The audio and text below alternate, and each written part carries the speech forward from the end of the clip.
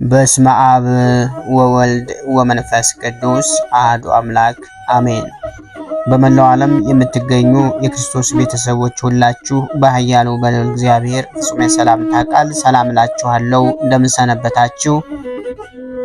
ይህ ድምጽ የሚሰማችሁ ሁሉ ቻናሉን ሰብስክራይብ በማድረግ አገልግሎቱን እንድትደግፉ፣ ሸር በማድረግ ሌሎችም እያጋራችሁ ድጋፋችሁን እንድትገልጹልኝ ስል አሳስባችኋለሁ። የአብይ ጾም አራተኛ ሳምንት መጻጉዕ። አራተኛው የአብይ ጾም ሳምንት መጻጉዕ ይባላል።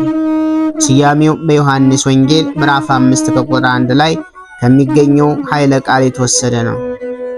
በዚህ የወንጌል ክፍል ጌታችን በቤተ ሳይዳ ሕሙማንን እንደፈወሰ ተነግሯል። ብዙ ሕሙማን ፈውስ ሽተው አንዲት የመጠመቂያ ስፍራን ከበው ይኖሩ ነበር። በዛች ስፍራ ቀድሞ የወረደና የተጠመቀ አንድ በሽተኛ ብቻ ይፈወስ ነበር።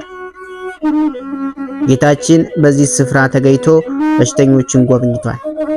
በዚያም ልዩ ልዩ ደዌ ያለባቸውን 5 አይነት ሕሙማን እንደነበሩ ተገልጧል።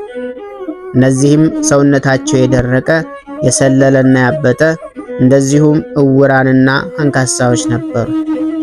ከዚህ 5 የተለያየ አይነት በሽታ ከተያዙ ሰዎች መካከል ደዌው የጸናበት ለ38 ዓመታት በደዌ ዳኛ በአልጋ ቁራኛ ተይዞ የኖረው ከደዌው ጽናት የተነሳ መጻጉዕ ተብሎ የተጠራው በሽተኛ አንዱ ነበር። መጻጉዕ ስም አይደለም፣ ደዌ የጸናበት በሽተኛ ሕመምተኛ ማለት ነው እንጂ።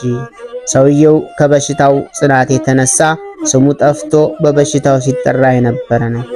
አምላካችን ይህን ሰው አልጋህን ተሸክመ ሂድ ብሎ 38 ዘመን የተኛበትን አልጋ ተሸክሞ ወደ ቤቱ እንዲገባ ማድረጉ የሚነገርበት ወቅት በመሆኑ ሳምንቱ መጻጉዕ ተብሎ በተፈወሰው በሽተኛ ስም ተሰይሟል።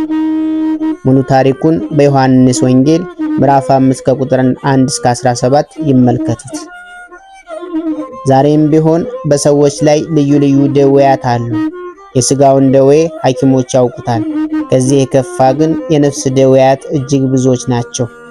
በኃጢአት ብዛት ልባቸው የደረቀና ያበጠ፣ ሰውነታቸው የሰለለ፣ ዓይነ ሕሊናቸው የታወረ፣ እግረ ልቦናቸው የተሰበረ ብዙዎች ሕሙማን አሁንም አሉ።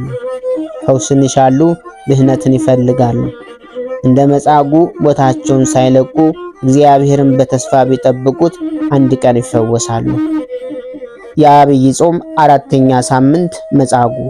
ውድና የተከበራችሁ የዚህ ቻናል ቤተሰቦች ቻናሉን ሰብስክራይብ በማድረግ ለሌሎችም ሸር በማድረግ ላይክ በማድረግ አገልግሎቱን እንድትደግፉ ስል በአክብሮት ጠይቃለሁ። ወስብሐት ለእግዚአብሔር ወለወላዲቱ ድንግል ወለመስቀሉ ክቡር። ይቆየን።